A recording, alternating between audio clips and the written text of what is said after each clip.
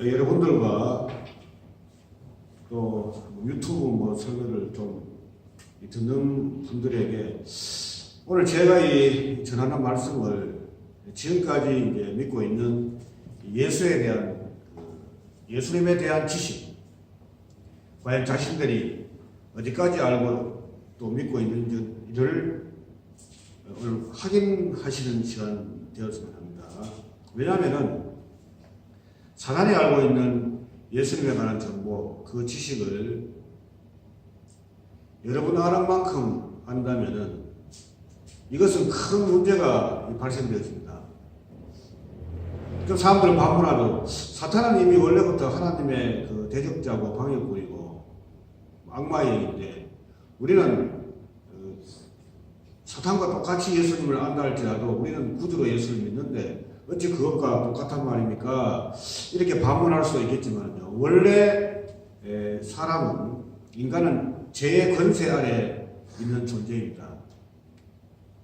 또 육신이고, 아브라함 되기 전에 아브라함이었어요. 이스라엘 되기 전에 야곱이었고, 바울 되기 전에 사울이었어요. 의인 되기 전에 죄인이었단 말입니다. 나는 이미 의인 되었어. 그 영적 존재라고 할 수 있단 말이에요. 이렇게 여러분들 먼저 출발하기 때문에, 또 출발했기 때문에 내가 믿는 예수는 사탄이 아는 예수님의 그 정보와 그 지식과 내가 좀 딸리고 또 비슷하다 할지라도 나는 안심할 수 있다. 이렇게 여러분들 의문을 달 수가 있겠습니다만은 하나님께서 예수님에 대한 이 구원의 정보를 사단이 모르고 근접할 수 없는 것까지 다 공개했을 때, 그 자신에게 다 공개했을 때, 그걸 들려줄 때야 이 얘기가 가능해요. 하나님의 비밀인 예수 그리스도 그 안에서는 숨겨진 각종 지혜와 지식의 보화, 여기 이르지 못하면 오늘 사탄이 알고 있는 예수님에 대해서 나도 그 수준이다 라고 한다면은 신앙을 다시 한 번 더 재점검해야 됩니다. 하나님께 부르짖어야 돼요. 혹시나 그분이 은혜를 내려주실지도 모르기 때문에.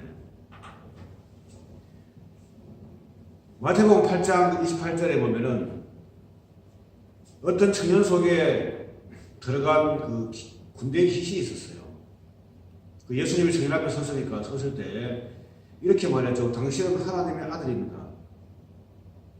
또 다른 복음에서는 지극히 높으신 하나님의 아들이여 그랬습니다.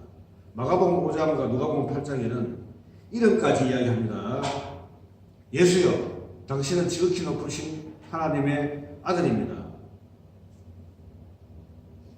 그 나사렛 예수여, 이런 뜻이죠. 당신은 하나님의 아들이라고 여러분들 사단은 지금 알고 있어요.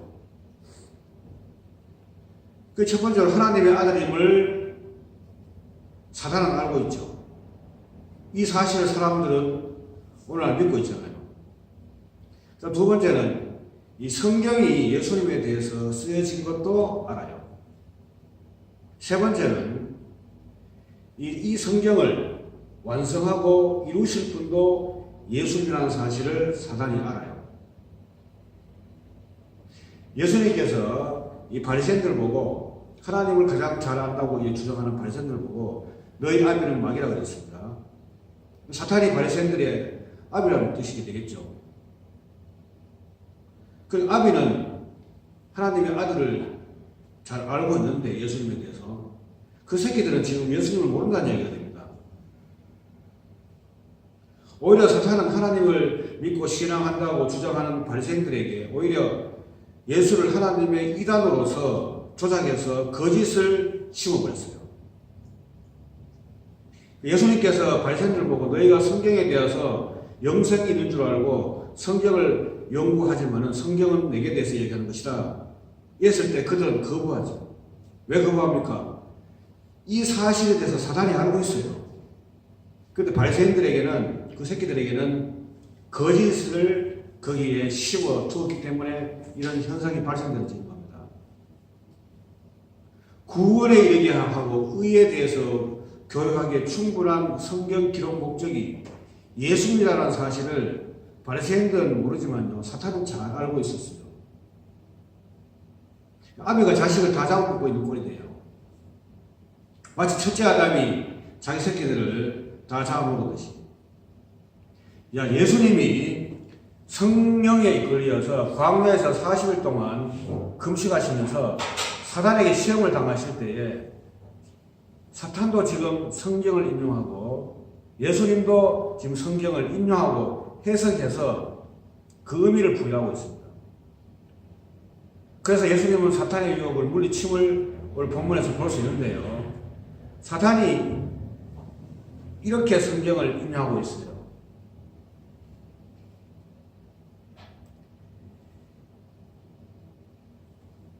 사탄이 마태복음에서 이 성경 꼭대기에 데려가서 뛰어내리라. 이것을 여러분들 구약 성경을 인용하니까 사탄도 성경을 인용하고 있는 것이고, 너희 하나님을 시험하지 말라고 한 예수님도 신명기 말씀을 통해서 여기에 대처하고 있단 말이죠. 그러니까 예수님도 사탄도 지금 성경을 인용하고 있어요.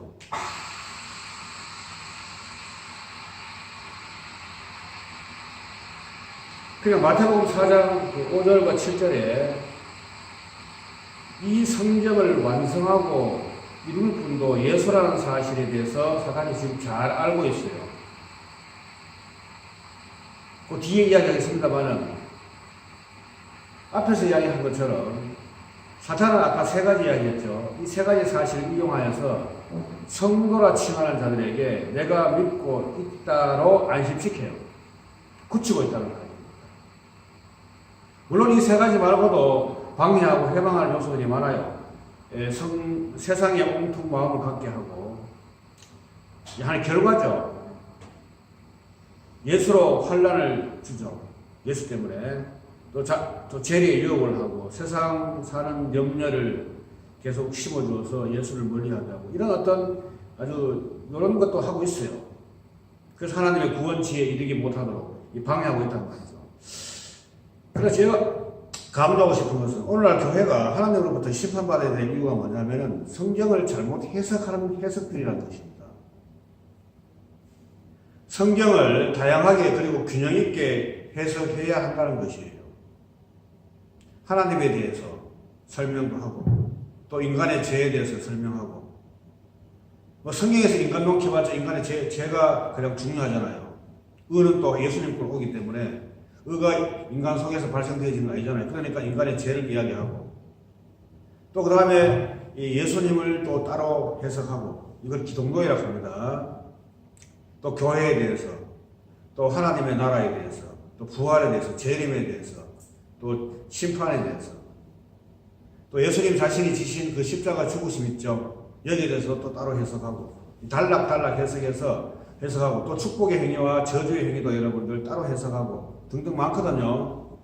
이렇게 다양하게 해석해 줌으로써 신앙이 한쪽에 치우치지 아니하고 균형 있게 자리매김하고 안정되어 간다는 것이에요. 그 다음에 좀 더 여러분들 수준 높은 게 있어요. 그게 뭐냐면은 모든 성경을 예수님 중심에서 해석해야 된다는 겁니다. 모든 성경의 구원 개념들, 구약에 나타난 그 모든 사건들, 말씀들을 예수님으로 해석해야 된다는 거예요. 이런 이야기도 한 30년에서 40년 전부터 활발하게 움직이기 시작했고, 그 전에는 여러분들 미미했어요. 지금은 이렇게 많이 해석하는 분들이 많아요. 예수님 중심을 해석하는 건 두 가지가 있어요. 하나는 뭐냐면은 어려운 말인데 구속사 중심, 하나는 하나님의 언약 중심. 자, 구속사 중심이 뭐냐면은 구약 때는 예수님께서 그 본체가 희미하고 무슨 그림자처럼 모형처럼 무슨 모델 하우스처럼 정확하게 여러분들 안 보였는데, 이게 시간이 점차 감으로써 드러나기 시작해서 신약에 와서는 완전히 다 드러났다는 거죠. 그래서 예수님을 중심으로 해서 구약 성경 전체를 하나하나 다시 해석해야 된다는 거예요. 예수님이 다 공개되었으니까. 십자가 죽음도 마찬가지입니다. 십자가 죽음 해석할 때 대신 희생, 또 하나님과의 화목제물로 화해, 그 다음에 우리 죄를 용서하는 것, 이런 것으로 해석하고요. 그 다음에 언약 중심이라는 것은 뭐냐면은 이미 만세전에 하나님께서 창조와 재창조와 그리고 구속을 작정했기 때문에 이 언약을 중심으로 해서 십자가 죽음도 한 부분으로서 해석해야 한다는 것입니다.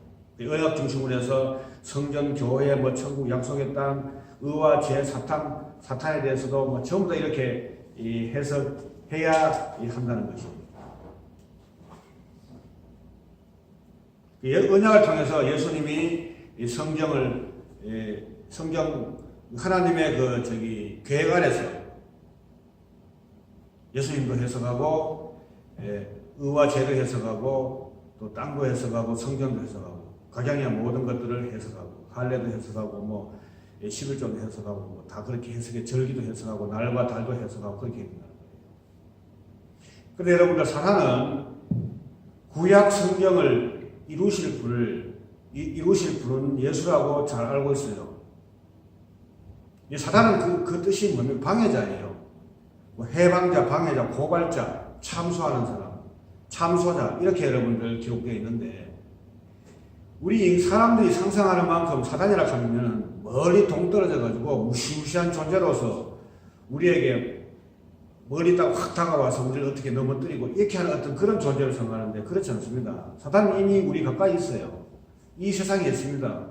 하나님의 나라가 가까이 계시듯이 마찬가지로 사단도 인간과 인간 속에 여러분 가까이 있어요.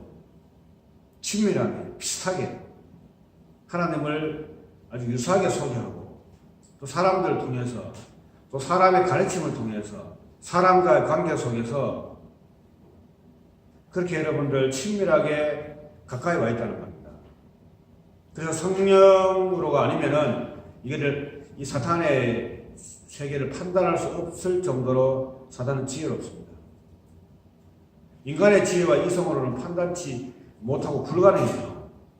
그렇게 유사하게 하나님을 얘기하고 설득력 있게 얘기한다는 겁니다. 하나님만 얘기하는 것이 아니죠. 예수님에 대해서 얘기하니까.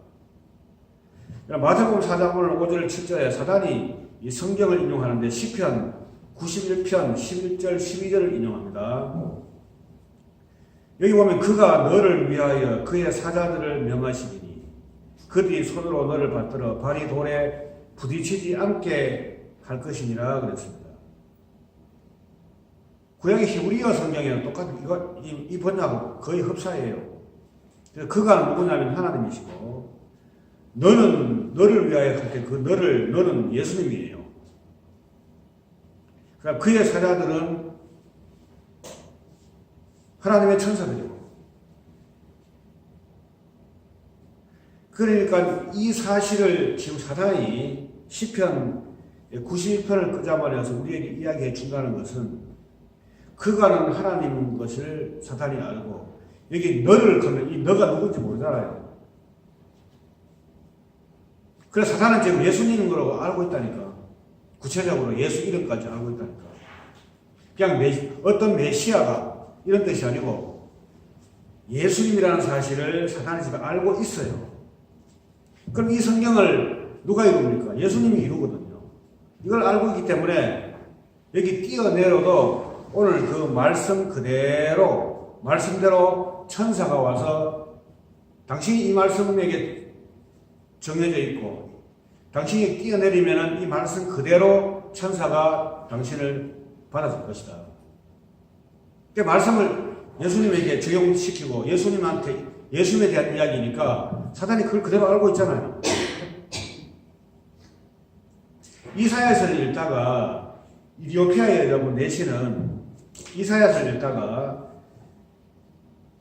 그가 사제에 끌려가는 양처럼, 그가 도살자에 끌려가는 양처럼 말없이 뭉하게 가는데 과연 이 그가 누구냐를 몰랐잖아요.